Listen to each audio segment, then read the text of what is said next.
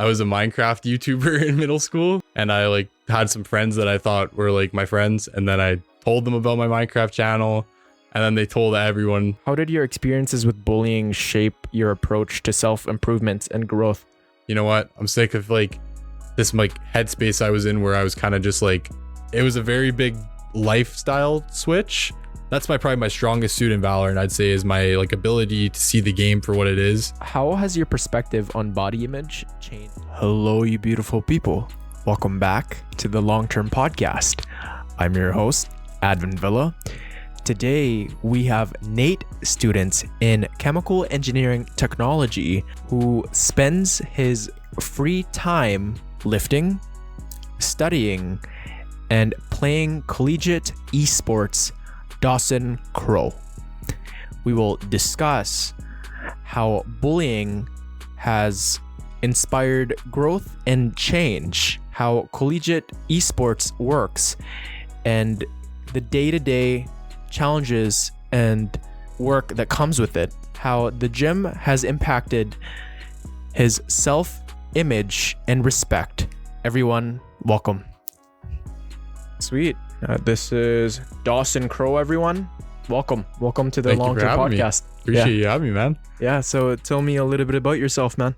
So I'm a student at NAIT in the chemical engineering technology program. So I just finished my first year, and it's a 2-year diploma degree. And as I've been studying there, I've been also playing for their Valorant team. So that's been pretty cool, like esports collegiate team. So that's something I like to do. And I've been maintaining lifting for the past 2 years within school and all that. And yeah, that's pretty much me. A lot of other stuff, but that's the basic rundown. Yeah, dope, man. Did you ever play Counter-Strike? I did. Yeah, I used to play CS all the time. I had like, I think probably 4,000 hours on that game. Oh, dude, me too, man. I got up to LEM, believe it or not.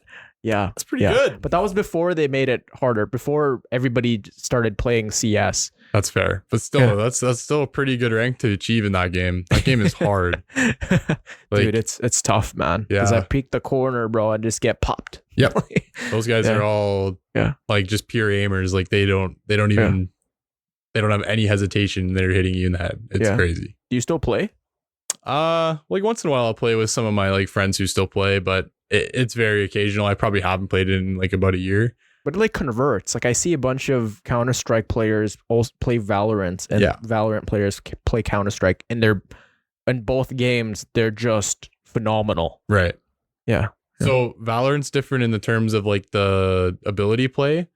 So it's like Overwatch where they have like characters with different abilities, but in terms of like the actual gun mechanics, Valorant and CS are quite similar, where you think of like Call of Duty, for example, like you can just run and gun and shoot people, but in Valorant and CS you have to like come to a standstill to be able to shoot accurately. So they're quite similar in that way, I guess. So then you will see like a CS pro go and play Valorant. Maybe they don't understand the abilities, but they have that aim. And I find Valorant, in my opinion, a little easier to shoot actually straight than CS. So yeah, those guys like who are really, really mechanically good at CS just have an insane aim in Valorant because it just translates like really well. Yeah, the recoil, I guess, isn't as spread out in Valorant, hey? Yeah, because CS is like a spray pattern. There is kind of one in Valorant, but it's mostly just pull down and to the left, whereas CS, like there's like this, I'm sure you remember, you got it to LEL, there's like the AK spray pattern, you pull down left, and then at the end, like a little bit right. So it's a little bit different, but I think the just aim mechanics are very similar other than the spray pattern. So that's why it probably translates pretty well. Oh, man.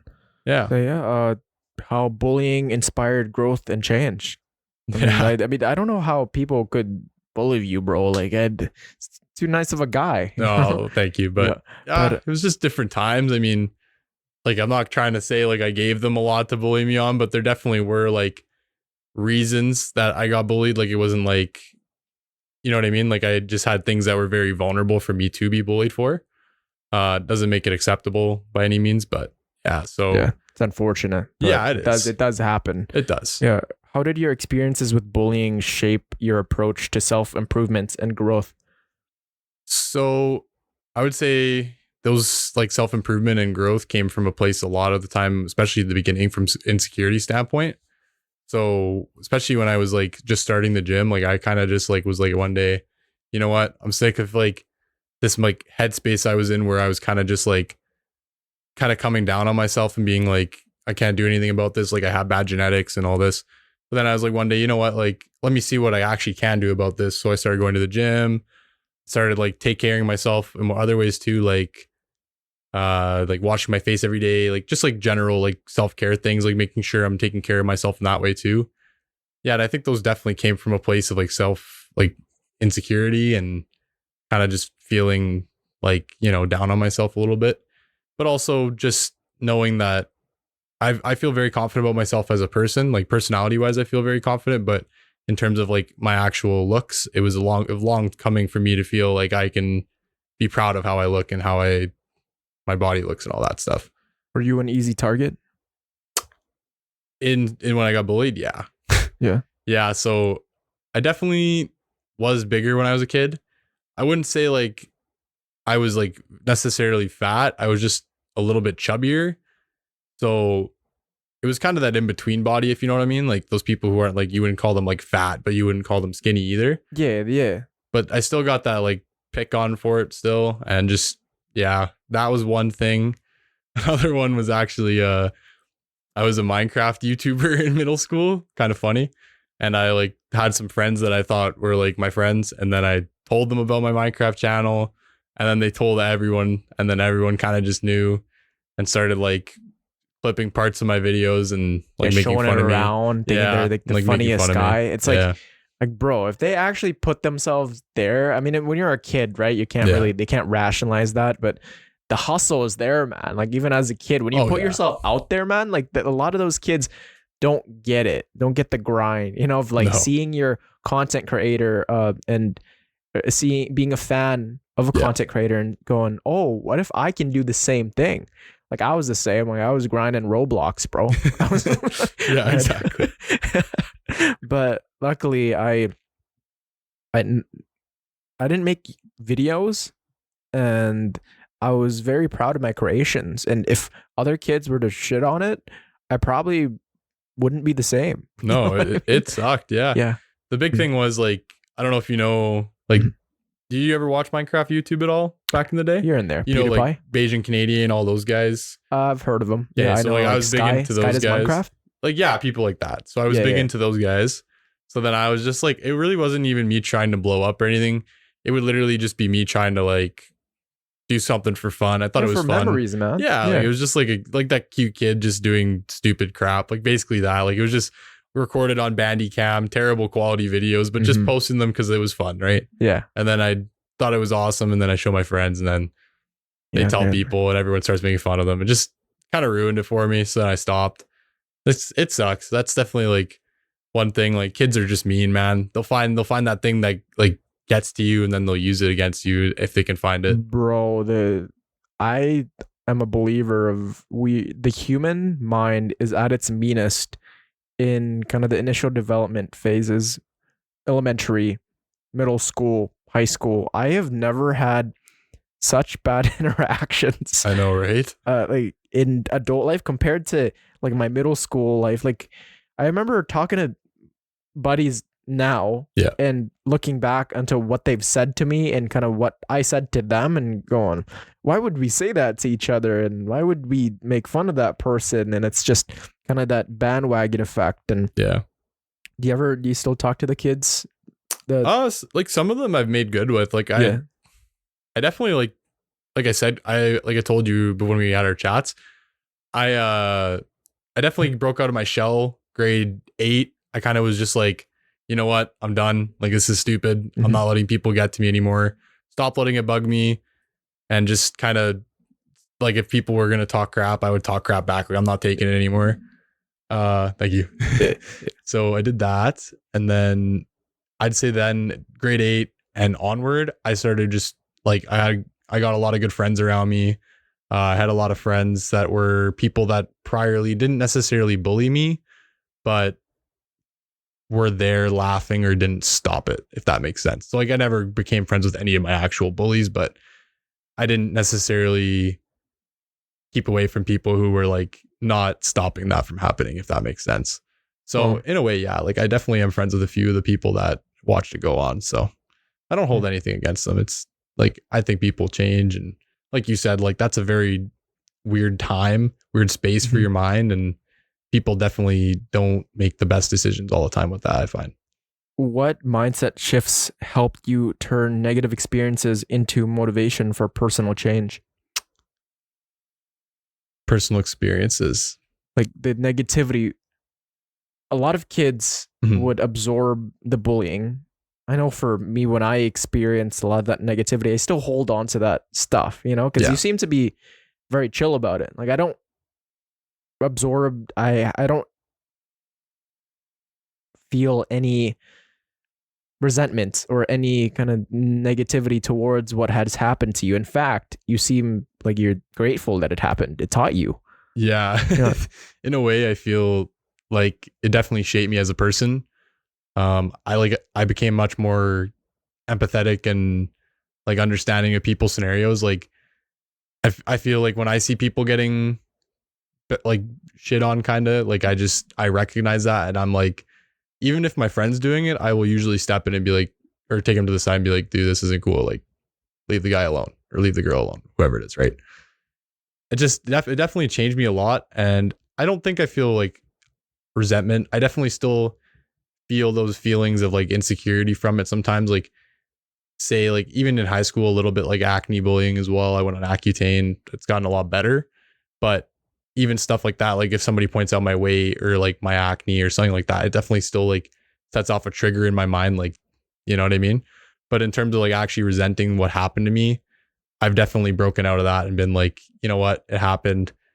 I've come a long way from there. It pushed me to be a better version of myself. And like, I met a lot of good people around that time in grade 8 when I broke out of my shell. So honestly, I think if I was popular throughout middle school and I didn't get bullied, I feel like I would have hung out with the wrong crowd and I would have probably turned out a lot different. So it made me who I am today, and I'm very happy with who I am. So in that way, I don't resent what happened to me because I'm very like happy where I'm at right now.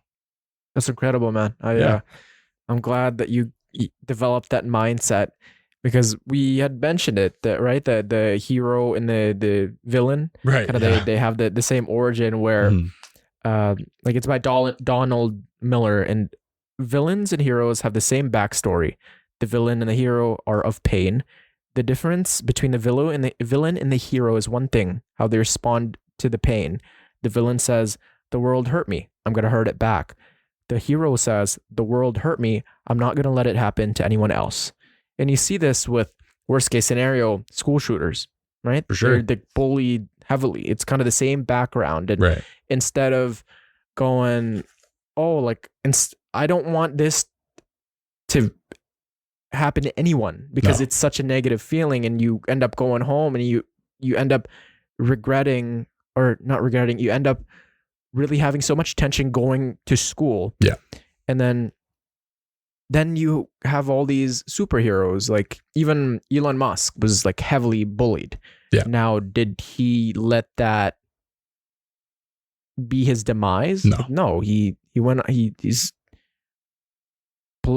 politics aside, he's done a lot for humanity. Absolutely. And when you have a mindset of growth, of, okay, you see the positive in what has happened, then that's when you can take that leap of faith and see the good in other people. Yeah. And even for me, I wasn't bullied. In fact, anything, I was kind of the person that hopped on the bandwagon whenever.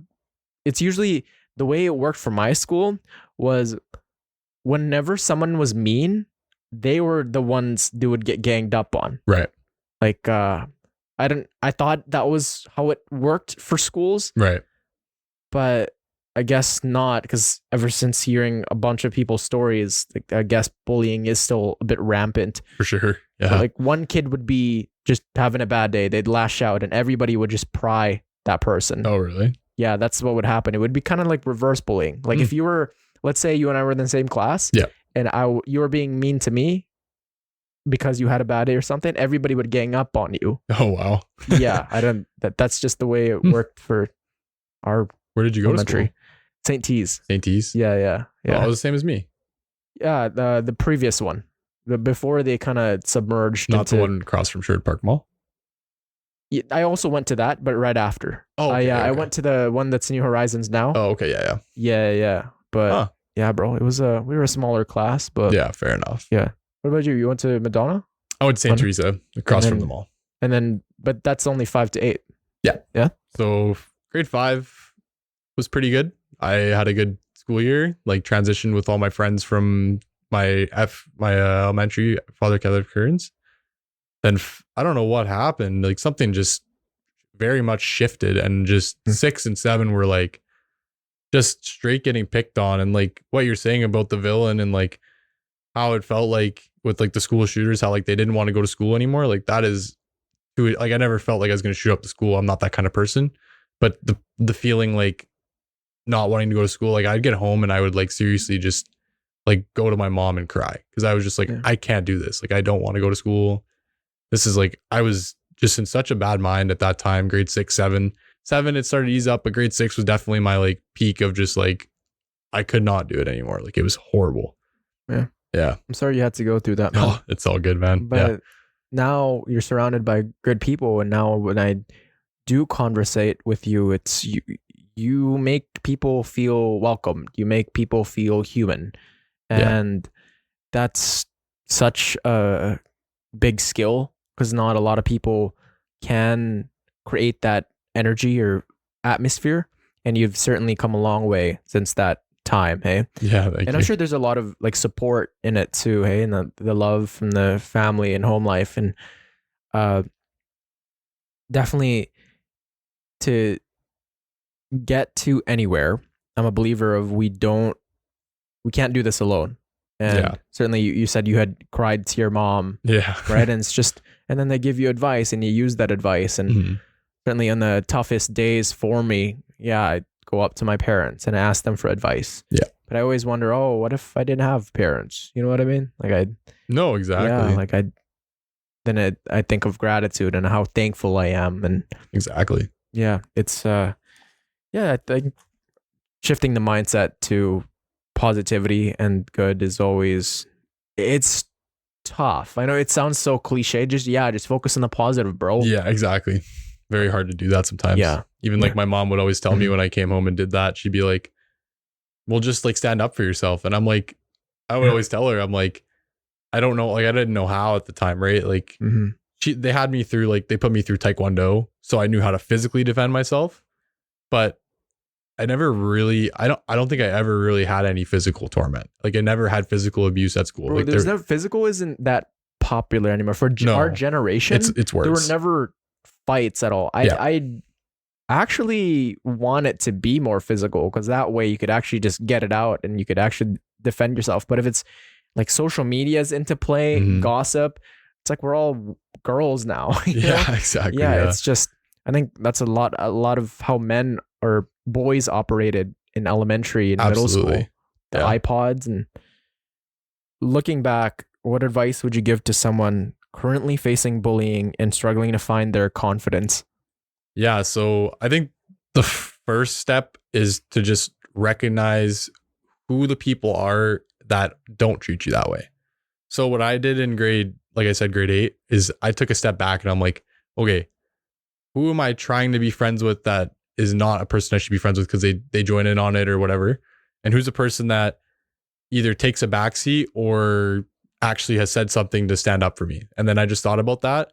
And I'm like, these people are good people. So then I started trying to like hang out with them more and surround myself with those people. And that worked wonders because I got a good group of friends. I got also lucky. I had a really good homeroom that year. Like my homeroom was like all people who treated me well. I never had any of the people who picked on me in my class. So it was really like, it really was a good timing thing too. But I definitely made sure to like put myself around people who treated me either neutrally or with respect in order to avoid that. And it really worked for me. Like I found that I didn't get picked on nearly as much. I actually had those people, like I talked to a few of them about what was happening to me, and they were part of like the friend groups with some of those people, and they like saw my perspective and they were like kind of like kind of in shock, and they were like, wow, like I'm sorry that they did that to you, and I'm sorry I didn't do anything, right? Like sometimes it's people don't even realize like what their words impact you. You know what I mean? Like it's just like people think, oh, we're just joking. But like when it's repeatedly being told to you, you don't feel like it's a joke anymore. You know what I mean? Like if someone picks on me for my weight now, like it just throws one joke out there, it doesn't get to me because I know it's a joke. But if it's like in middle school, it was repeatedly, it's very hard to get out of that headspace. Like this is a joke. Like it just feels so true. And it probably was, but it doesn't help that, you know, you have to hear it every day. So people definitely felt bad. I had this girl come on, her name's Ali Hansen. Okay. And she talked about the 5-minute rule. And if it's not something that you can change in 5 minutes, then you shouldn't put people down for it. And I thought that was such a good rule because people shame other people for something that they can't change in an instant. Like, right. Like people will be like, oh, like lose some weight. Like no, you just can't do that. And it's just, and when somebody's bullying you for it too, and maybe it's just all fun and games, and maybe they actually do have good intentions and they do want you to change. It's like, no, you can't change that. And that's like something that's why I don't, like, physicalities, like insulting other people for that is such like a cheap shot. Yeah. It's like, bro, like that's someone, they can't change that. It's more justified if it's their behavior. Like I'm all for talking shit if it's a guy who's just thinking they're top shit, and if they think they own the place, and then they treat you like you're less than them. Right. Then of course, like, yeah, like talk about them and their behaviors, shit. Yeah. But then going, oh, like this is person's weights, and going, this is they should lose some weight, and making fun of them. It's like you're putting other people down to make yourself feel better. And really the people that do that are the most insecure I've found. Sure. Yeah.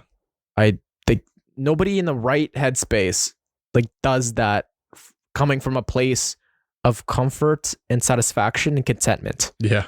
You know, they're usually going, oh, like I have something lacking, whether it be some insecurity with my face or my own body. Yeah. And then they go, oh, I'm going to pick on that guy. He seems like an easy target. Yeah. Or I'm going to create a group of friends and we all do the same thing. Yeah. But next thing you know, they always just turn on each other. And that's what I've seen. Like, no, totally. Yeah. It's like I said, like it's always an insecurity thing. Like people that bully often have something that they have a problem with. Like one of the kids who bullied me for being overweight was overweight. So it was like the irony, man. I was like what? Like you're bigger than me, and you'd call it like anyway. Yeah. I thought that was always like really weird, but it's just like, they want to feel better about the fact that they're overweight. So then they're going to pick on somebody else that's overweight, I guess. Like I get, you know what I mean? But then like you said, where it's like based on behavior, the one thing that really always stuck with me was there was a time that I got picked on and got a stupid nickname. I'm not even kidding you, for being nice. Yeah. Being nice. Yeah. So there was this student I was friends with, or like was being friends with, because he had special needs. So I was friends with him. We went on this outdoor ed trip, and like I hung out with him because he didn't really have anyone that was friends with him. This is at the time that I had friends too. Like I was just like being nice. And like we went and we bunked in this like whatever, it was like an outdoor ed trip. Mm-hmm. And I chose to just bunk beside him. And then everyone in the cabin started calling me this nickname and like making fun of me for it. And I was just thought that was like the most crazy thing. Like I'm being nice to this kid with autism and I'm getting shit on. Wow. Yeah. It was crazy. And like looking back, terrible. Like, it was awful. I went back to my mom and I told her like, this was like, I think I was okay, but I was like, this was in grade 8 as well. But anyways, I was like, is this normal? Like, I feel like I did the right thing. Like, it's not normal. Yeah. Like, I don't know why I'm getting shit on for doing the right thing here. Yeah. It's like these kids, man, but hopefully they've learned, and looking back, it's lots of those kids would probably have a kid that had like have a son or a daughter one day that has autism or know someone. Yeah. And it's just, I believe in karma too, bro. Like I think that's just something that has always been prevalent in my life is anytime I do bad, I always get something bad. I hear you anytime on I do that. good, I always get good. And I see someone who is malicious, they always never get the good outcome, a happy ending. Yeah. Karma's crazy. It actually is such a real thing. I believe in it too, because I remember one time I was delivering pizza and I saw somebody in the ditch and I was like, how do you go in the ditch, bro? Just drive normal. And then I'm not even kidding. A week later, I literally ran off the road into the ditch. Like, it's like somebody drove into my side and I had to go into the ditch. And like, then I kind of like took a perspective shift and I'm like, well, what if that happened to that person? And I judged the fact that they're in the ditch and made fun of them. But at the end of the day, it could have been the exact same scenario. It's just like, it was almost like the world just was like trying to like kind of clap at me and be like, hey, like you need to realize that not everything is straight line how it looks. Yeah. And it was crazy. Yeah. Like karma's crazy, man. It aligned, man. And I think that's, it happens so much in my life that it's just, I don't know, you could say that maybe it's conspiracy but yeah, there's some forces in the air, man, or I think God is watching. There's so much unexplainable things. Absolutely. For me. But yeah, you said you select people that had good qualities. Now, what did you look for? I would just say people who were like kind, empathetic, understanding, and just people who like, how do I explain this? People who didn't join in on the bash, if that makes sense. So whenever there'd be people you like you said, where they'd see somebody getting picked on and they would want to join the crowd. There was a lot of people who weren't like that, and even just in general weren't joining in on things. I found those people were much nicer to deal with because they don't jump on a bandwagon. And I don't like people who do that in general, to be honest. Sometimes that can be frustrating when you see people just like gravitate towards an idea because everyone else is doing it. Like, I just think it can be good if they like actually do the like research and understand the topic that they're like kind of bandwagoning on, but they just jump onto something like that. Like, it's just, I find those are the kind of people that like will hurt you ultimately in a way. Greasy, man. Those people that I grade 7, I got put in a group chat with my ex-girlfriend because I don't know, I guess I was what? That's crazy. Long story.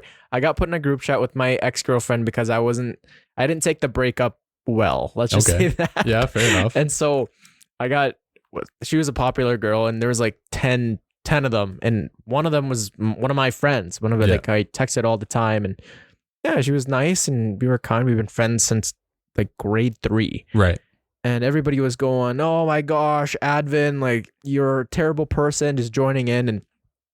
And I mean, what I said and did, I wasn't the nice guy in there. I was kind of the villain. Fair enough. But my friend joined in.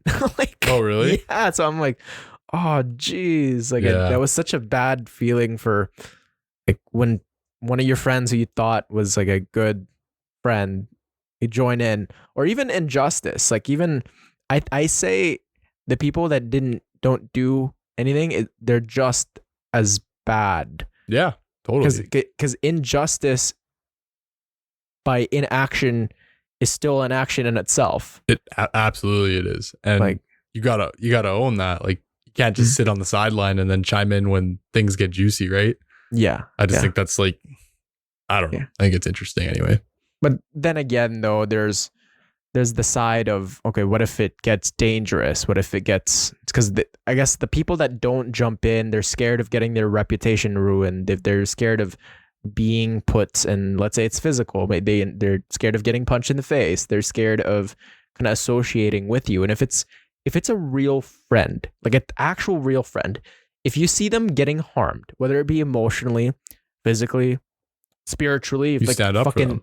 The demons are fucking coming from the underworld and dragging you down, like, are you just gonna like stand there? No, you do something about it. Yeah, no, like, of course. You get in there. Yeah, that's get your in guy. there, man. Like fight those demons off. Yeah, like you get your guy. Like that's just how it should be, right? But it's frustrating seeing people like that for sure. So yeah, that was my first step, was surrounding, like that'd be my advice. Surround yourself with people who are that. And I know that like everyone will say this with bullying, but like genuinely, you just got to find a way to ignore it. And that is probably the hardest thing to do. But when it comes to bullying, almost 9 times out of 10, they're doing it for the thrill of the kill. It's like literally such a psychological thing that I've read. The reaction. Yeah. They want to see is the reaction out of you, and they want to see you upset. So if you don't give them that, or you don't visibly show that, which is what I would do, I would just like internalize it and make it like in my head, I'd be like, damn. But I'd like make sure my face was straight, no reaction, or I'd laugh it off. And then they'd be like, I noticed that it went down so much after that. Like you just stop giving them the reaction. And I know that's like, everyone will give that advice. And like, as somebody who's been bullied, I understand that like that is probably the hardest thing to do, especially when they're picking on the things that like get to you and irk you the most. But if you can find a way to just push it down and like not talk about it with someone, like talk about it afterwards with somebody, but just like in the moment kind of push it down and be like, put on the front that you're okay. I'm telling you, those bullies will leave you right alone. I had no issues after that. Like that's the biggest thing for sure, is just making sure that they don't get that thrill out of it. And it's not even just in middle school or high school even. I'm working at a place right now where there is a workplace bully. Oh, really? And yeah, kind of, this guy is an adult, man. This guy's got a family. Wow. And yeah, you just pick on people, and albeit he does, on the most part, he does it behind people's backs, and yeah, that's even worse. Has nicknames for everyone, and he's like, it all comes out of insecurity, but yeah, he loves the reaction out of people, and he loves kind of that putting himself higher up and putting other people down. And it's just, yeah, I had a nickname as well, and I had, like, he's done some stuff to me, and it's just what you've said is just ignoring that. Because if you step down to their level, it's catastrophe. Absolutely. You're just like them then. And Marcus Aurelius has this quote of, the best revenge is to not be like your enemy. Yeah, that's a good quote. It's just because they do engage in this malicious and destructive behavior doesn't give you an excuse to fight fire with fire, because ultimately you're just going to make it worse. And you kind of adopt their mindset, and what ends up happening is you take that with you and you set an example into other people. But then again, if they're actually like cornering you got to fight back, right? Yeah, totally. Yeah. I 100% get that. And the funny thing about it is actually, I had this guy that actually had picked on me and for a long time. And one time in the locker room, for some reason, everyone decided they were going to dog on him. And this was a really weak moment for myself. And I always reflect on this, is I jumped in on him and I started doing the same to him. And he told the principal on me, and I got in crap, which at the time I felt like I was like, this is crap. Like, I've been getting picked on for all these years. You guys haven't done anything. And then you get mad at me. But looking back at it, like that is a really big point of weakness for me. And I told the guy, like, once I was in high school, I came up to him and I said, like, hey, I know we never got along, but you know what? When I did that, that was wrong to do. And I'm sorry.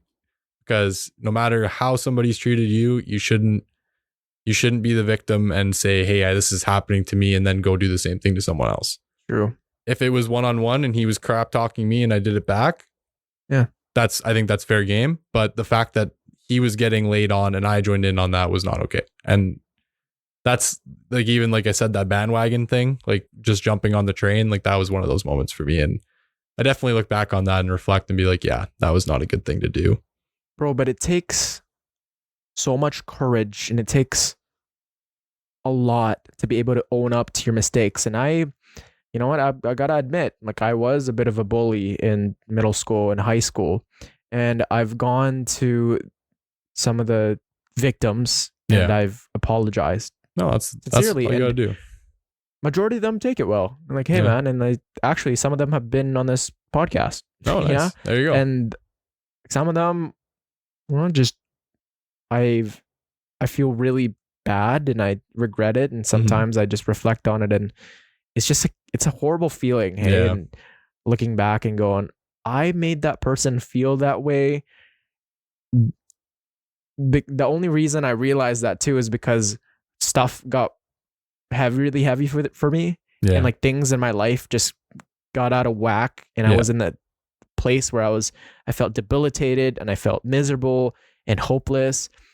And then I wasn't even being bullied when that was happening, and I got an epiphany of all the people that I've hurt, and Yeah. I went, yeah, I am so regretful of the things that have happened. There's nothing I can do to change the past, but what I can do is own up to my mistakes, and that's what I've done. And man, you're such a stand-up guy now. Like you're very kind. You always speak so nicely of people, and like even at the gym, like you always gas me up and stuff, and about my we stream. gas each other up. Yeah, bro. absolutely. Like that's just kind of guy you are. So Yeah. there's like at the end of the day, you are who you were. You aren't who you were. If you made the changes and you went and apologized, that's like you said, that's a huge amount of accountability to take for your actions. And that's like, I can guarantee you a lot of those bullies that picked on me through my day, they don't even care. They don't even remember it. They don't understand what they did. But to know that you actually are capable of understanding what you did is all that they needed. For you to apologize, that took off such a burden off them. You don't even understand. So And thank you Yeah. for that. oh, totally. It's just we learn and we go into our past, hey, Yeah. we reflect and we grow from it, and we For sure. don't let those bad actions define us. Yeah. And like, sure, that happened, but it's all about going forward. How can we use the mistakes and transform into a person that is of a generative drive, and that is of love and compassion Yeah. and forgiveness. But yeah, man, thank you for that. That Yeah, was no, good. thank you. That That was awesome. definitely good topic. Good yeah, topic. it was. It was yeah. really good. I like that. Yeah. So yeah, let's talk about collegiate esports, Oh, bro. yeah, let's do it. So what does a typical day look like for you as a student athlete in a collegiate esports? Yeah. So my school days look like I wake up, I make breakfast, I go through all my classes. Lunchtime is grind time. So most people in my like classes will just chill during lunch, but Oh, grind time. yeah, big time grind time. Like I gotta get whatever I'm very, very motivated with school. So I always just get as much done as I possibly can in every single moment that opens up for me. Oh, And I thought you meant like a match of Valorant. No. I wish, right? That'd be awesome. No, it's more just like, yeah, getting homework done and grinding out whatever project or like whatever it may be. That's my time to really grind it out. And I find that was really important, because if I couldn't have done that, I don't think I would have been able to manage, because course load was pretty heavy. I had 6 classes first semester when I played. So it was very busy, very busy. So that was that. Did that at lunch, went home, ate, went to the gym, and then would come home, get on the game, do 3 death matches, and I think I did 10 rounds of the range bots, over 20 kills. So it usually would take me like probably an hour to warm up, maybe a little less than that, but somewhere around there. And then I would have practice or match, and yeah, pretty much go to bed after that, or just play a few more games and go to bed. It's pretty busy, pretty much 8 till midnight straight grinding. So That's Yeah. dope, man. yeah, it was That's awesome. dope. though. And no, you forgot the gym. Yeah, the gym Yeah. was usually before gaming or after. Depending on what time everything was. Do you find you play better before or after the gym? I think I play better after. Yeah, Yeah. I get the pump in. I Yeah. get like the kind of hyped up a little bit. Like, I don't know. I get like that adrenaline pumping, and I get home, and then I get on. And Yeah. it's just, you're already kind of warmed up as well. Like your body's warm. I know that sounds really weird, but like a lot of Dude, the no, pros in I like get it. Valorant and CS will literally sit there and do wrist stretches, and they have like different techniques that they do to get their wrists warm and stuff. It sounds so like people hear collegiate athlete and they're like, whatever, man. But I'm like, it's not an athletic thing per se, but like they kind of treat it like, especially at that level, like the pros, they actually treat it like it is. Like they literally have wrist warm ups. Bro, I mean, esports, like the final, like the winning team gets millions of dollars. Oh, yeah. Who wouldn't treat it like it's like a real thing? That's just it, right? Like, yeah. And those guys are like people that like will literally get approached in the street like any other like professional athlete. Like it's not to the same extent as like you're wearing Lakers, like somebody like LeBron or Kobe, but like if I saw like an esports player, I would probably recognize them and I would go ask them for a picture because I admire what they do and I'm a fan of what they do. Like it's crazy. Bro, if I saw Tarek or like Tyler One, Tarek's awesome. Like just walking around in Sherwood Park, I'd be like, no, am I in a dream right now? Right. Like, yeah. Yeah.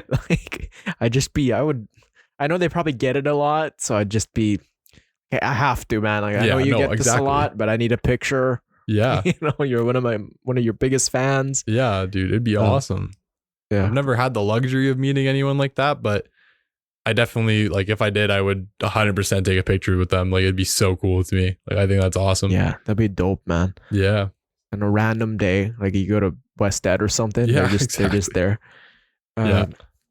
How do you manage the balance between academic responsibilities, esports commitments, and personal time? Yeah, that balance is probably the most challenging thing of being in it.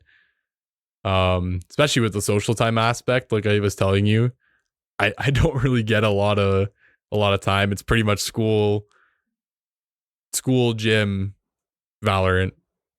I count the gym kind of as personal time in a way, so I guess in that respect I get that. But just like that time that like you get, like, when, especially like when you're in high school, I'm sure everyone's had this where there'll be like that one Saturday or Sunday where you have nothing and you just lay in bed and watch YouTube.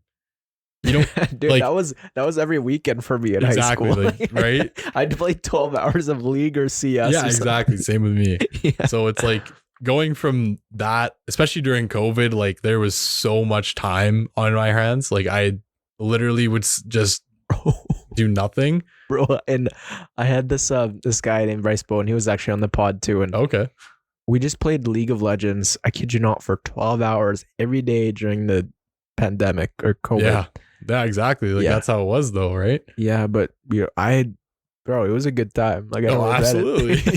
Those are some of the best memories, man. Yeah. This freaking 2-week Minecraft phase during COVID went so crazy, bro. Yeah. Like that was like so peak. And that's what I mean. Like we would sit there and play Minecraft all day for 2 weeks this one time. But now it's like going with my collegiate thing, like it would be, like I said, like straight, pretty much running to every different thing on the night. So it was a very big lifestyle switch. So that came with a lot of adjustments. But in terms of like how I made personal time, in all honesty, besides the gym, I honestly didn't really have much. It was pretty much go. I mean, playing Valorant, like, and the gym kind of in a way feel like personal time, but it is a little bit different practicing and playing matches than like just playing for fun. Like it's a little bit different in a way. It almost feels more. Well, you're actively trying to optimize your skill, and yeah, sure you have fun while you're doing it, but there's something on the line. Yeah, you know, like exactly. Your teammates are relying on you, and going to the gym, it recalibrates your mind for school, your confidence, and just everything else, and even your relationships outside of it. Yeah, exactly. Yeah, I think everything's interconnected, right? And sure, while you have fun doing it, it's still. I know there's a bunch of players out there that are kind of just bronze for like years, even like thousands of games, man. You ever seen those guys? Oh yeah, bro. I don't like, and I'm like, that's not fun. Like that. How can you just not quit? How can you just lose? But it's all for fun, bro. Like I get that it's all for fun, man. But you at least gotta like watch some tutorials. Maybe improve your aim. Yeah. See what the meta is like. That's my thing. Like I can never see. I can't see the appeal to playing a game and not trying to improve. Yeah. Like I mean, like if you have a really good friend group, I guess it can be fun. But It's like norms, bro. Yeah. Like I don't get that. I really don't No. get that. Like just grinding norms. Like you have 3,000 matches on norms. Yeah. Why don't you want to take the next step? Yeah, exactly. Like progress. Like it's like anything, right? Like Yeah. you would think you'd want to take that next step in the like into being better at it. But some people are very content with where they're at with video games. But ranked anxiety. You ever hear about that? No, what is that? People that don't engage in ranked games because it gives them too much anxiety. Oh, really? And like I had first heard about it back when I was a StarCraft gamer. Okay. And it was like a one-on-one. Yeah. And so like you were really anxious. Like it's just really intimate. And it's just like a strategy game and just and I talked to some people too with League and even with Counter-Strike and kind of a lot of the multiplayer games. And they experience a lot of anxiety engaging in these kind of when something's on the line and like elo is involved. I mean, I get it, but like no, it you makes need sense. to be able to see where you are in the hierarchy. Yeah, you know? exactly. Like where do you lie in the scheme of like hierarchy in the game? Yeah, like you could say like I'm pretty good at the game. Like how good are you? Like you silver? Are you gold? Like when where do you gauge where your skill level's at? Like if you just play unrated or whatever. Yeah, like that's evidence. Like that's like I remember when I was like plat 1 in League and everybody when people don't play a video game, they don't get it, right? When you say like, oh, you're radiant, like for a person that doesn't game, like whatever. Yeah. But then when you even like playing like I have a buddy who is in Rocket League and he's like just the rank below the or not the rank, a division below the best. Yeah. Yeah, and I'm like I haven't played Rocket League, but I just know it's like that's crazy. That game is funny enough with that game, I don't know, like if I'm sure you're the same way, you play League and stuff. I'm one of those people who pick up a video game, takes me a week and I got it. I'm very naturally good at video games. Rocket League was the most humbling experience I've ever experienced playing video games. That game, you cannot just get on and play it. Like you have to grind and you have to like, it is crazy how hard that game is. Sorry? Replays. Like gameplay. I know that's a big thing for people and for people that want to improve, like looking at replays. Absolutely. I've heard especially in Rocket League is like so helpful. Yeah.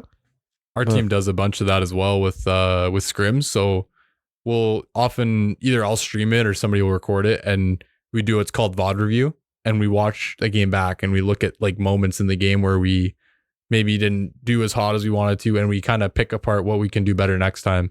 And I find that is just one of the best strategies for getting really good at a team game. Probably builds so much connection, hey? Like it does, totally. With your teammates, you're constantly playing games and sure you could be like, oh, rush to B, rush to A. Like that kind of the underlying foundation value that people get attracted to is that connection. Absolutely. That feeling, because that's what I've always got. Sure, you could rage at a game, you can kind of feel frustrated, but the reason I kept going back to these video games was kind of that force of kind of the compassion and kind of the maybe not compassion, but feeling like you guys are working towards an objective. That's awesome when you get there. It's like when you reach that win after a clutch and like all the boys are just cheering you on. Yeah. And you finally you peek that corner and then you somehow get that shot, even though the odds of it were so low. But how has being a part of collegiate esports team influenced your social life, discipline, and mental well-being? Yeah, so social life, definitely with like, especially with like my girlfriend and like friends and stuff like that, it was very hard to find time to see all of them along with working and everything. But I found that like my teammates are my boys. Like they're freaking awesome. I love all of them. So playing with them, chatting with them, always a good time. They're always really nice. And I enjoy talking to them a lot. And yeah, even just like our team's social level is at a very good rate. Like we are all comfortable with telling each other how it is. Like when we do VOD review, if I made a mistake, they'll call me out, and not call me out like in a rude way, but be like, Dawson, you could have flashed this corner, or Dawson, you could have done this, or our duelist could have went slower. Like it's all, we're all very comfortable telling each other what we could have done better, because at the end of the day, that's why we're practicing. We're trying to weed out that crap that goes wrong when we're retaking or whatever it may be, right? So that for sure, like my team definitely was good for social, and at school I had a lot of really good friends, so I always had kind of had that social interaction I felt like I needed in a day. Like I didn't ever feel short on interaction, maybe even sometimes a little too much. Yeah. So yeah, the social battery's drained. Yeah, exactly. Like social batteries just running on fumes. I feel that. Yeah. Yeah. So that was good. What were the other two? Sorry. What's that? What were the other parts of that? Like mental well-being and discipline. Discipline. Okay. Yeah. So mental well-being. Yeah. Like I said, kind of social battery sometimes was definitely out of gas by the time I was sleeping. I was kind of bagged by the end of the day a lot of the time. Pass out like literally the instant I pop in bed. Mental well-being though, like honestly, I like being busy. I am that kind of person. Like I don't really like sitting at home and doing nothing anymore. Like I feel like COVID just drained me out of that. Like I just get so bored. Like I'll now, that's why like I picked up streaming again. Like I feel like that's a good way for me on my days off to like do something. I get some interaction with viewers. I just enjoy doing that more than just solo queuing. And yeah, like it's a little bit better with shift work. It works out nice. Yeah. So that part's good. Discipline, communication discipline is probably the biggest one. Like just remembering to communicate with all these moving parts, what I'm doing at all times is challenging. So for example, like I got to let my team know when I'm free. We got to all communicate that. I got to communicate with my girlfriend what I'm doing. So like, cause I don't want to like go practice or play a game and then I disappear for 3 hours. She's gonna get a text from me, right? I got to communicate with my parents what I'm doing on a day-to-day basis so they know where I'm going to be. They know what to do with dinner. It's a lot of communication. That's probably the most disciplined part of it, is just making sure I communicate to all parts so nobody's like in the dark about what I'm doing or upset.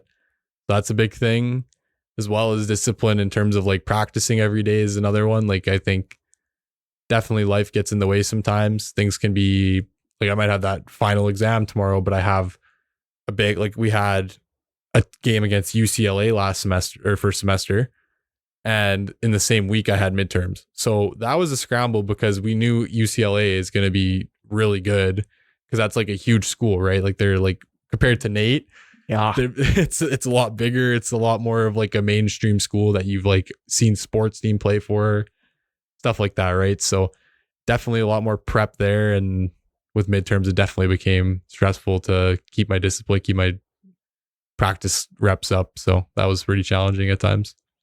Bro, you do realize you're living the dream of the high schooler gamers right now who are skipping class and wish that they could do it. You know, I definitely I reminisce on the times where I'm like, what if I could play for a team? Like that would be so cool. Right. I think like video games is I can't engage in video games as much now because it's like crack to me. Like it's really potent for me, man. So I really revere the people that can balance their time and go to the gym and still keep up with school and have a girlfriend and have a good social life. The times that I do engage in it, and trust me, bro, I've tried integrating it back into my life, dude. Yeah. Just, man, it's like, I'm telling you, it's crack to me. Like I just get on, and once League of Legends is the most potent. Like, really, and it changes me, man. Yeah. Like I turn into a different beast. Like I know exactly what you mean. That's why I'm just I just watch now. Yeah. Like I do appreciate tuning into your streams. Yeah. Sometimes, and I like to reminisce, and I still get to be a part of the community, even though I'm not really playing. You know? Would you say like it brought out a bad side of you though, or was it more of just terrible. Yeah. Atrocious. Yeah, that's fair. I think like with anything, right? It's just some people can't handle alcohol. I can't handle, like, it didn't serve any purpose in my life. And so same with video games. And so I just got rid of it because I didn't like the person that I am around it. That's a really like strong thing to recognize. Like, that's hard. And I hear you 100%. Like I said, I used to be, I definitely still do it once in a while if people really piss me off enough. But for the most part, I keep pretty level in comp now. Like, I don't really care. But when I was just starting out, like the first 2 years of comp, I would get mad at people and like yell at them and stuff. Like, I was such a prick. Like, I was like, how could you not do this? Like, what are you doing? And just like, you ever heard of the term inting? Yeah, exactly. Yeah. Is that used in Valorant? Yeah, it is. Do people int? Intentionally throwing? Yeah. Yeah, it doesn't happen like a lot. Like, they have a pretty good ban system in Valorant. Like, if you report someone for throwing, it doesn't usually get banned. But if it's like if it's seriously like, like there's like those people who like int and they like make it unobvious so they don't get banned. But if like somebody's really inting, then they usually get banned, actually. Pretty obvious at times. Yeah, like, there's no way you'll miss that much. I know. How do you have the ratios just terrible? Yeah. And then you can look at it from their previous games too. Yeah, they're like fragging out every game, and then they play with you, and they're just like terrible. Yeah, because you said something that really ticked them off. Like, bro, I'm just trying to communicate, man. And what's crazy is some people on Valorant, like, I never had this problem with CS. Some people on Valorant are the biggest snowflakes I've ever seen. Really? And that was what would drive. Yes. I one time, like, actually recently, I think somebody started like absolutely throwing the game. I literally asked them to smoke. I was like, could you smoke this instead of this, please, next time? I said it nicely. Dude, they're bawling their eyes. And they muted me and they started running it down with their knife out. And I was like, oh, that's too funny. I was like, man, are you kidding me? I was like, I said it nice too. And I was like, they muted all of us and they just started running it down. And I was like, that's crazy. Cause I said nothing. Like, I didn't go off on them. I didn't yell at them. I just asked them nicely, could you switch up the smoke? Because the smoke they threw didn't benefit what we were trying to do. Yeah. And that's like their whole job as a controller. It's a team game, bro. We gotta communicate. Like, their whole job as a controller is to smoke for us to do stuff. So I'm only asking them for them to help, you know what I mean? Like, to help the team out. So I was like, wow, okay. So like, those are the times where I have a very hard time not getting back to that. Like, oh my God, I seriously can't like help it. It's like, how is this even real, man? Like, how are you seriously this pissed off?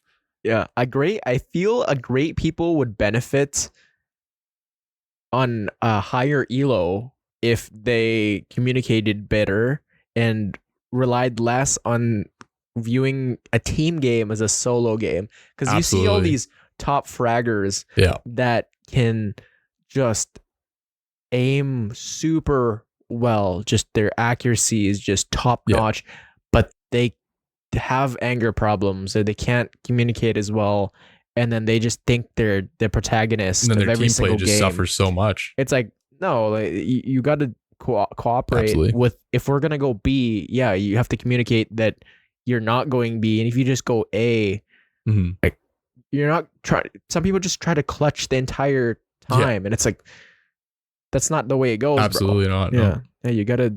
Everybody has to benefit. Yep. Yeah.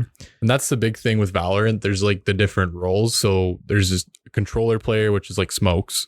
So, in CS, like, you throw smoke. Everyone has smokes. You can throw them wherever. Yeah, you go to dust too. You smoke the mid. Exactly. Exactly. Yeah. So there's a controller player who like is responsible for smoking off those spots where people usually would swing from and shoot you. And you have an initiator, which kind of gets you information. So they'll like scan people, tell you where they are. You have a sentinel, which kind of like controls the site on defense, like holds it down. They have like different util to like slow down a push. And then you have a duelist, which is usually the fragger, which is the first guy to go in and be the presence of aggression. He's usually the best aim. Usually your best mechanically player. Yeah. What I find is my favorite team is Sentinels as of right now. And their guy on Duelist is named Zekin. Zekin, when you listen to their communications on their team, the reason that the Sentinels are doing well right now is because he is the best duelist player on the world, not because his mechanics are necessarily the best out of anyone, because he can control the pace of the game, because he can be like, can you throw this here and here? It makes it so much easier when your duelist communicates and tells you what they want versus you're throwing utility based on what you think they're going to do, and then they do something different, and then you end up screwing them over. So like that, like you said, like that slow down, not being the hero, fragging with your team and communicating is like, that's what makes a great player, in my opinion. Like, Yeah. you notice it for sure when you play, like even in comp, even if it is just competitive, like I am such like, I'm not going to say I'm a crazy aimer because I'm really not. I'm not the best aimer on the play. I'm always the guy who's going to kind of plan out our strategies. I'm very like, that's probably my strongest suit in Valorant, I'd say, is my like ability to see the game for what it is and see the moving parts and like call. So that's where like my captain does that for my team. So I have to take a backseat more, but that allows me to aim better because I'm not thinking about it, if that makes sense. Yeah, they focus more on the strategy, and you're just there to follow the orders and trust them instead of just fighting back and going, no, we go my way. Exactly. You trust the captain. And you trust the person that's calling the shots. Exactly. And if that person can focus on calling the shots, and they can rely on the players through trust. Sweet, man. Are you hitting the gym later? Yeah, I think so. Yeah? I'm gonna go play basketball with my my nephew later. Oh yeah? Yeah, I'm gonna go get him. He's got basketball tryouts coming up, so I'm gonna help him. That's dope. Help him get ready for that. Yeah, he wanted me to help him, so go do that and then probably hit the gym after. Hell yeah. Yeah, that's awesome. That should be pretty good. How about yourself? Yeah, no, I'll be heading after. Nice. Probably hit some chest. I told you about the shoulder thing, right? I'm kind of easing back into better? it, going progressive overload, and kind of going back to what I usually rep out. Okay, that's good. It's not hurting as much anymore? No, not as much. I just gotta make sure it's better to be safe than sorry. No, take your time and make sure it's 100, right? Yeah. So man, what role has lifting and fitness played in building your self-esteem and self-respect? Been absolutely massive for it. Like before, my confidence, I wouldn't say it was quite on the floor, but in terms of like physicality wise, I was very self-conscious and very low confidence. Like I honestly thought, like when I got with my girlfriend, I was very surprised when this was before I started lifting. I was very surprised because I was like, this girl is a lot better looking than I usually would like get with or whatever. Like no girl like that looks like this would give me the time of day before. So this is like definitely that part also built my confidence, but lifting was like huge because like even at that time when I met my girlfriend, I still had very low confidence, even though she was really good at like trying to bring me up and stuff. It wasn't enough. Like I needed to do something for myself. So I started lifting in, I think it was September 2022, I want to say, but there was a few other times I tried to get into it before that. That was the time that I like really committed to it. And I'd say ultimately it like, I still definitely have some issues with self-confidence in terms of like, I think I still am a little chubby. Like I am, and that's fine. But I am happy with like the amount of muscle I put on. Like I like how my arms look right now. I like how my legs are. I just want to like lose that fat that I have. More right now, you got like a power lifter build. Yeah, exactly. Like nobody would fuck with you. No, no, probably not. No, like, but definitely, I think the guys that do go to the gym, it's all, nobody comes in there and goes, yeah, I'm already confident.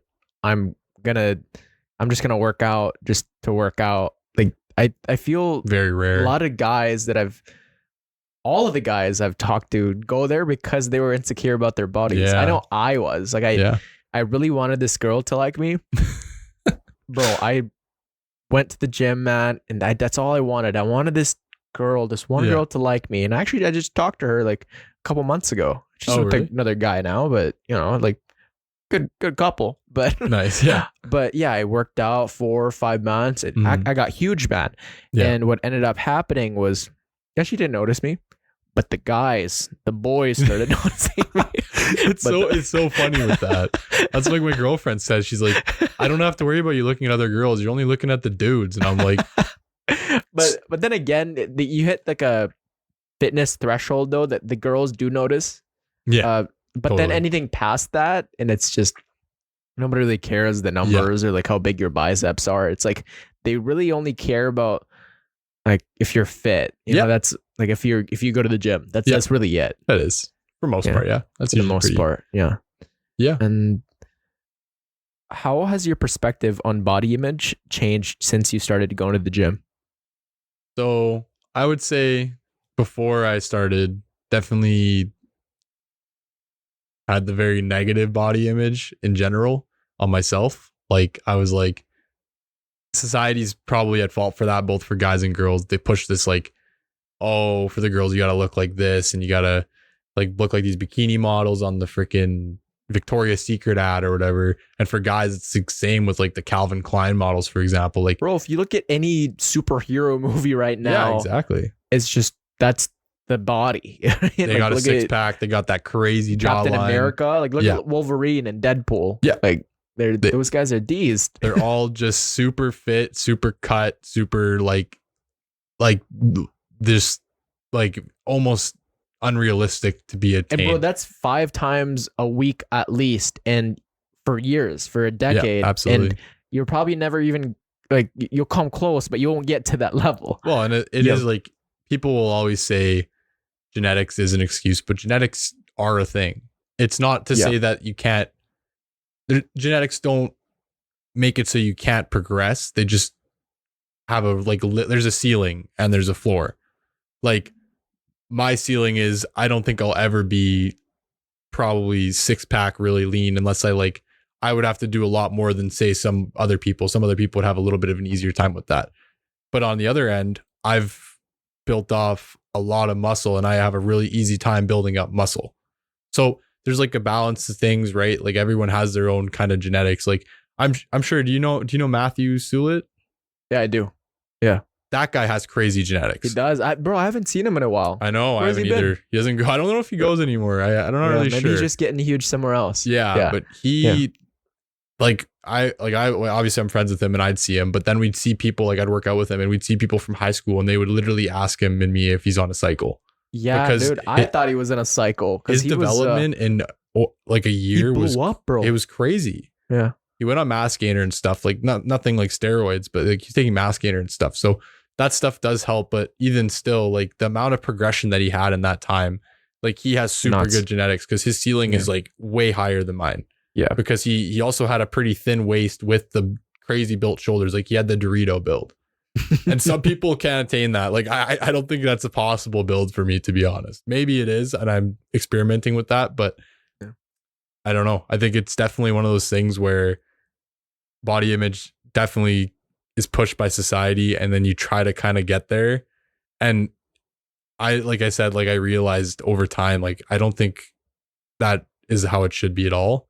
And I've recognized that that's not attainable for me. I just want to be at a point where like I can look at myself and be like, I made so much progress with what I started with versus where I got to. And that's my perspective now. So I feel like my body image now is pretty positive. But when I started the gym, it was very much like, I'm fat. I want to stop being fat. I need to look like this. So I'm going to work out to look like this. But now it's more like, I don't know what I want to look like. I just want to work out till I kind of find a body that I am really proud of. You know what I mean? Yeah. A lot of guys that go to the gym start off with, oh, I'm insecure about my body. I need to be able to look like insert their bodybuilder influencer on Instagram that they look up to, or maybe a Hollywood actor. And then they work out and then they find that, oh, they're getting in better shape. And then it builds some confidence. But then there's that kind of, you eventually go enough times, I'd say it usually kicks in after 2-3 years, body dysmorphia hits. Absolutely. I've talked to so many guys at the gym, man, and they're in phenomenal shape. Like they're in the 1% of the 1%, and it's just talking to them. They talk like they don't work out. They talk like some of them wear sweaters because they're too insecure to take off the sweater unless they have a pump. Yep. And it's just, that's even like Matthew. Yeah, like I mentioned, he was the same way. It's a mind fuck, man. Because it it's is, just like, and it is crazy. And I've actually watched some of your episodes with some of those guys I see around at the gym that I'm like, holy cow, like this guy's arms are the size of my legs. And they're like talking about this, and I'm like, what? Yeah. Like this is crazy. Like, no, it's man. But it's not. It's like I said, like society pushes it that you're never enough. It doesn't matter what you do, you're never gonna be at that point. And it sucks that it is like that, but that's just how it is. Yeah, it's never going to be enough. And it's like really looking within and going, where was I a year ago? Yeah. I was fucking silver. You know, like now I got a platinum body. Yeah. like ranking. Imagine, bro, if there was like a ranking gym system at Millennium, bro.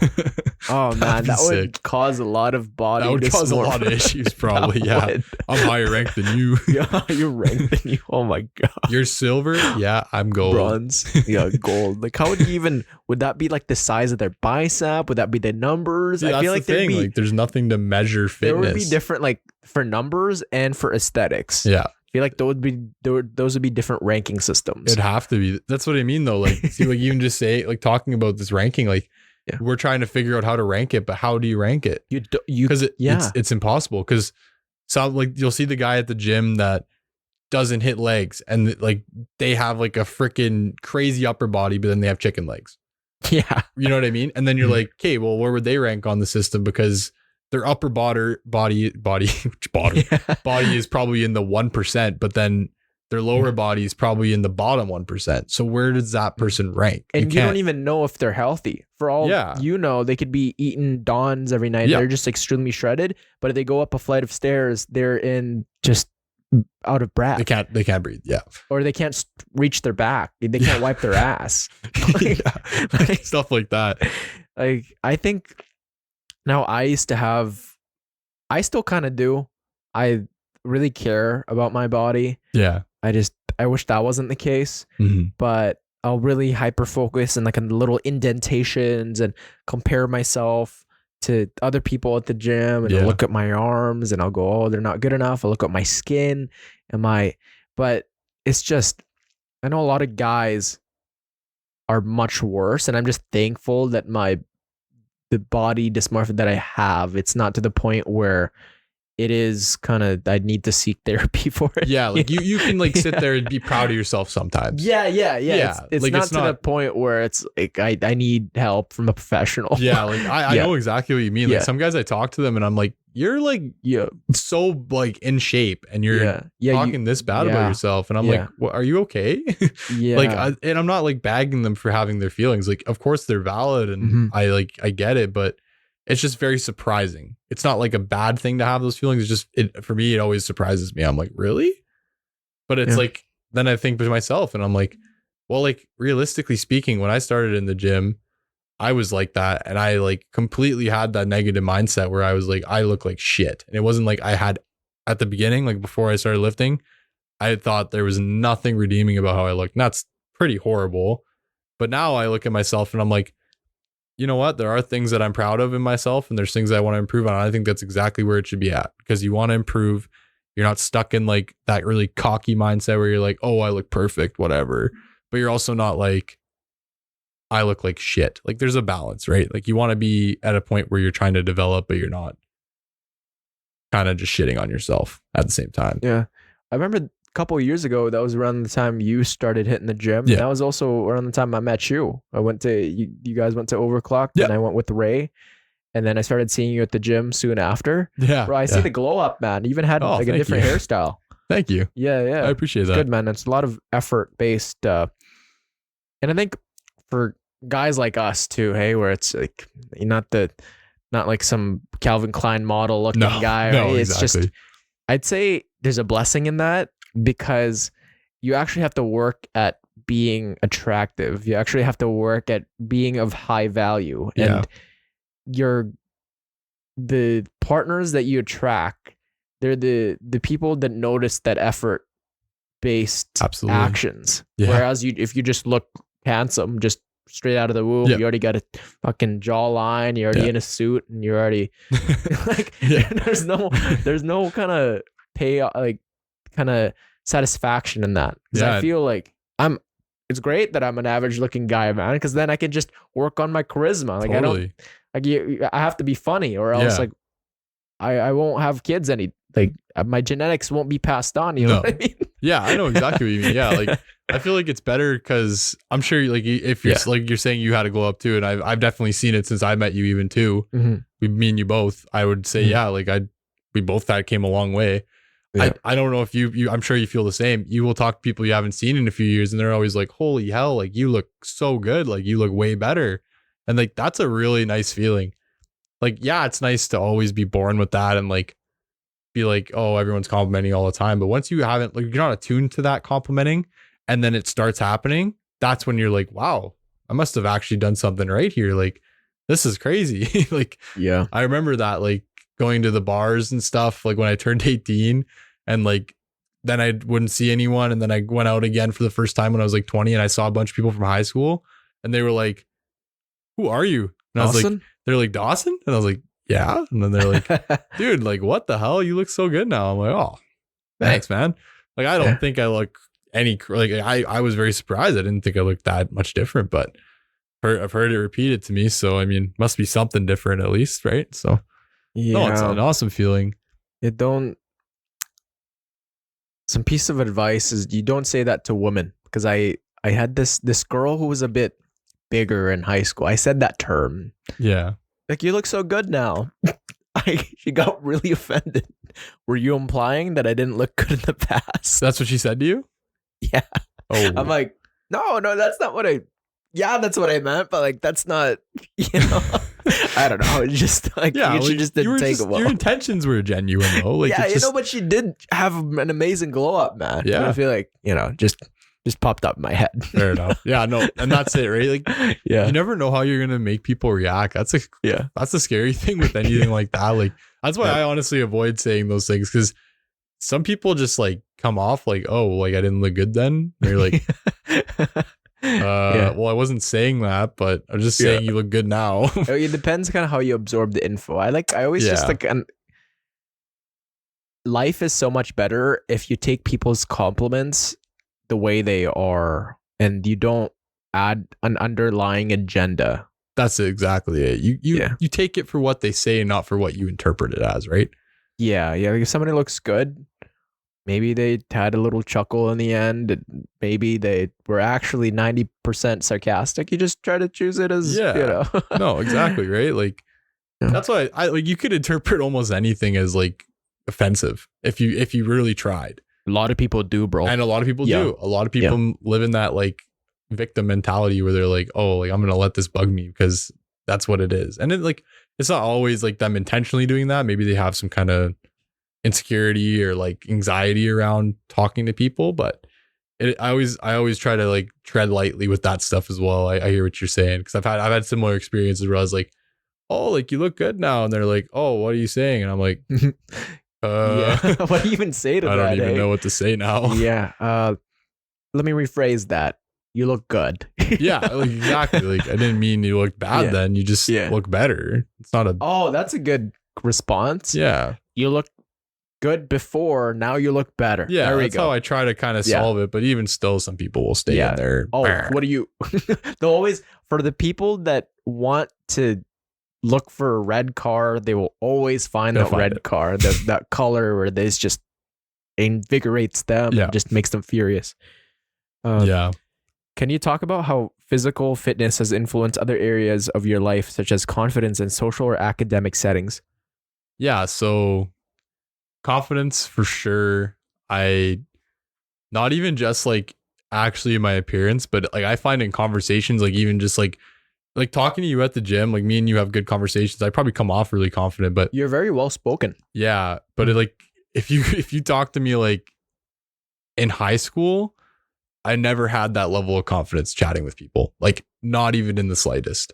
And I think a lot of that comes from like starting in the gym, like you kind of have like, especially when you don't really have a baseline or knowledge. Like I only ever played basketball. Basketball doesn't really have a lot of like training in the gym along with it for high school level, like where like hockey and stuff will have like dry land and stuff. So you kind of get exposed to the gym a little bit.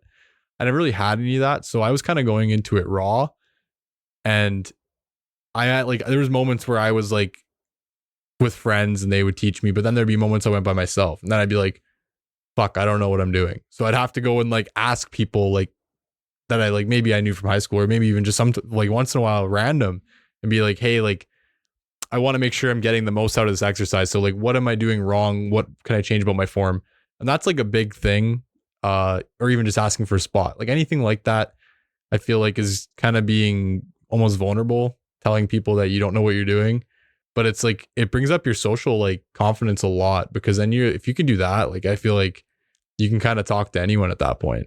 Exposure therapy. Yeah. And I believe that interactions with others, it's also like a muscle, and you can get better at it by continuously exposing yourself. Absolutely. And what I've done too is on the bus to campus, I'll talk to the person right beside me.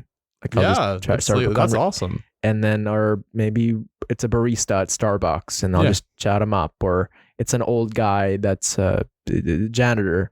Just chat him up, get to know what they're all about and who they are. And this just continuously just opens your mind up to totally another area that you weren't aware of. Well, and that's the thing. Like, you think the janitor or the Starbucks barista maybe is like, you think of them as a very regular person, but man, people have crazy stories no matter what walk of life they come from. Yeah. Like you could be literally doing like you said, like a barista, a janitor, you could be a bank teller, and you might have the most crazy lore ever.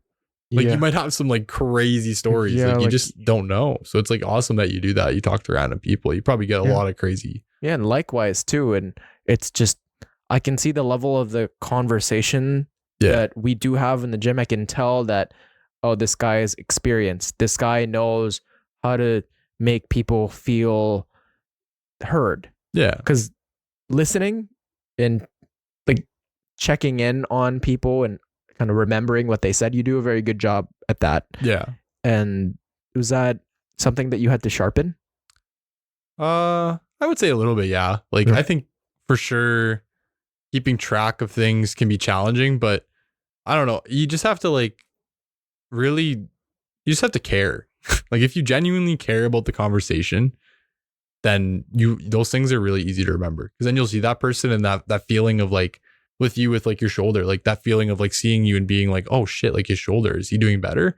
Like it just comes into your mind because you cared when they were talking to you. You know what I mean?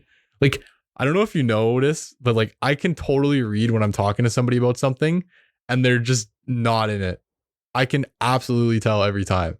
And it's not that I resent them for that. Maybe what I'm talking about doesn't interest them, but it definitely makes me avoidant to talk to them again, because I can recognize when they are actually caring about what I have to say, if that makes sense. Real recognizes real. Yeah, like exactly, right? Like you can tell when they're engaged in the conversation versus kind of just listening to you. So I say it's like casting a vote, and anytime we meet people, it's like if they align with our values, it's like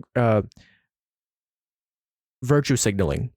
Right. And when you are a person of gratitude, if you're a person of connection, if you're a person of, just being humble, and you meet another person, whether it be at the gym, on campus, or even gaming, when you talk about what matters to you and that person actually hears you out, then you just, next time you see them, you're more likely to talk to them. Yeah. And if they don't reciprocate the kindness, then why would you want to keep doing that? And then I also give it 3 tries.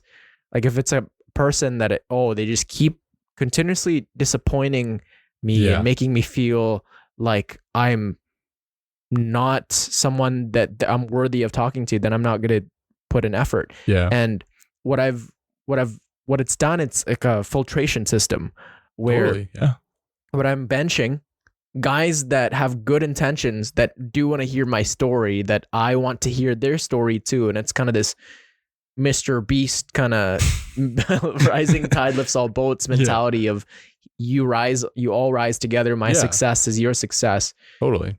It's freeing. Absolutely. And when the opposite is also true, if you're a person that likes to talk shit and you're a person that just talks about being better, you're going to virtue signal that, oh, selfishness, being vain, being narcissistic is something that you value. And hence you're going to attract people of the same nature. Yeah. No, that makes sense? It's a really good way to look at it, actually. Yeah. Like I noticed that at the gym, I kind of observe a little bit and I'm like, I want to be friends with that guy because last time we talked, it felt really real. Yeah. Like I know exactly. And then I see that guy. I don't want to talk to that guy because when I try to approach him, he was not engaged. His eye contact wasn't really there. He was looking at his phone. Yeah. And he was giving me judgy vibes. Yeah, and like that's one of my biggest pet peeves. Like I get that I'm more extroverted and I never will dog someone for being introverted. But my only thing is like being on your phone is the one thing where I'm like, if you do that, it sucks. Like if you're trying to talk to someone and they're on their phone, I just think that's so rude. Like if you can't, like some people I notice, like they're more anxious and stuff. They can't keep eye contact. That doesn't bug me, but the phone, dude, me too. It really bugs me because it's like you can just like at least like if somebody's like trying to like pretend to be engaged, that shows they care enough to do that. Eye contact. Yeah, but being on your phone and not being engaged, that's kind of just like you're literally like in a way putting on your forehead, I don't care. Yeah. Like pretty much. Like it's just like you don't care. And bro, you know, if it happens once, okay, maybe they're having a chat with someone important. Yeah, maybe. Exactly. But then second time, okay, maybe it's a coincidence. Is it the same person? Third time, this is disrespectful. This is not a coincidence. No. This is the way it operates. And you see that the people that aren't approachable, the people that aren't friendly, who are in this cliquey mentality, nobody comes to them at the gym. You see that on campus. You see that in workplaces. You see that, and it's like shooting yourself in the foot. It's like totally nobody wants to help you. If you, like, let's say one of us, we have that cliquey mentality. Would this have happened? No. It wouldn't have happened. No, they just have to 90, all of my friends right now, it's that mutual respect. It's that, oh, I care about you, you care about me. Totally. And that's just the foundation of it. Yeah. And like there's some guys at the gym that I only see at the gym, and those guys, I know so much about them because you talk to them, the questions, you see them, you talk to them. Yeah. No, that's cool. It's interesting you say the 3 time rule. I work the same way because I have to put myself in the perspective. Like if we're having a conversation, I'm really good, like I said, at reading if people are engaged. Maybe they're not engaged one time. That's like there are conversations that, like, say your coworker's telling you about something, and like there will be times where the topic doesn't necessarily interest you. Like, you're still listening, but you're like kind of half engaged because you're like, you don't really, it doesn't gauge your mind, I guess, in a way. So like you can't necessarily judge someone for the one time, like if they're not engaged. But if it's like you said, like if it's second time, a third time, a fourth time, it's kind of like, this is a chore. Like when I feel like engaging with someone is burdensome and I actually feel a little bit of dread going into it, it's probably not a person that I want to be around with. No, exactly. Yeah, it has to be effortless. It has to flow, and you have to leave the conversation feeling energized. Yeah. And albeit there are kind of the social battery, and there are kind of days where there has been too much social interaction, but it's those days where there's nothing, the interactions you've had, it's not too much, and then you just feel drained from a person. It's like they took 80% of your soul away. Exactly. Like it's just, it's almost like like you said, like a chore. Like the conversation with them, because you know they're not engaged, and because you know, like it's just awkward to end the conversation without finishing your point. So it's like you have to, and then you know they're not engaged. So it's just like it takes a lot out of you because you're just like talking for no reason, pretty much. Yeah, it's like, are we trying to? the way I see it with friendships, with any relationships, you're actively building something. Yeah. And are you building something that is robust, that has a good foundation and serves a good purpose for both of you? Or are you building something that is just meant to be on opposite ends, firing at each other? Yeah. It's like, no, if we're building something that's going to ultimately end up in us backstabbing and shit talking each other and using the vulnerabilities to tear each other down, then I don't want to start building this, because there's no point. This is just going to cause destruction. Well, and it's just like, it's effort on your end to talk to them, and if you're not going to reciprocate, then there's no reason to, really, right? Yeah, like, I'm not saying, like, it's nice to talk to people just in general, but like, if you're not benefiting from it, you're not like getting any like I don't know, like when me and you talk at the gym, like a lot of the time, like you talked about how I talked about your shoulder, like that made you feel like heard. And then you told me about your team. You told me. Then we talked about our mutual friend Ray. Yeah, right? Exactly. Like we have like those things that like show each other that we care, and like we have those things that like kind of just feel nice to talk about, and like it just flows nice. But if like, say, I was really standoffish and you came to talk to me, and I just like every day was like, oh yeah, like Ray's good. Ray's good. Like how much you benching now, bro? Oh, like it's like a competition. Yeah. It's like no. This is not a friendship. This is like a dick size and competition. Yeah, exactly. Dick measuring. Right? But no, it is a big thing for sure. I see it a lot. Yeah, me too, man. Yeah, but dude, thank you so much for coming on the long-term podcast, bro. Yeah, thank you for having me, man. Yeah, it's been a pleasure, and I'm so happy to have met you, and yeah, me too. I'm proud of all the accomplishments, and kind of I believe that you'll continue to grow in kind of the emotional intelligence that you do possess, despite going through a tumultuous school life in middle school. You don't use that to hurt others. And it's never great. Yeah, you're a good friend. Oh, thank you, man. We gotta hit a workout one of these days. Absolutely. Yeah. 100%, man. Yeah. And right back at you, man. Like progress in the gym, just even like seeing yourself come out of your shell. Like you're such a, like even compared to 2 years ago, you were still very like nice and outgoing, but I feel like your level of outgoingness and just like general, like, I don't know how to word it, but just kindness is just so high now. Thank you. Like I think you've grown so much as a person. It's awesome to see. Yeah. Thank you, man. Yeah. Are there any last words that you would like to tell to the viewers, listeners? Oh, well, thanks for listening. Go watch my Twitch. Yeah. What's the Twitch? Dawson_TV. This guy's going to be the next Tarek. Yeah. Hey, you never know, man. Hey, you never know. It is true. Yeah. You never know what you're going to blow up for. So and keep listening to this guy. He's got some good advice, and you guys get to see a lot of different walks of life. My best advice would just to be listen to what people have to say, and take it for what it will be. And like even if you're getting bullied at home, I mean, like I said to you, just listen to those tips best you can. Like I said, I know they can be hard, but just try and push through and be the best version of yourself afterwards. And everyone will be around you. Once you get your good group around you, they'll support you. So Dawson Crowe, everyone. And as always, for those of you listening and watching, there is a place for you in this chaotic world. Never lose hope, strengthen your faith, and keep it long term. Peace.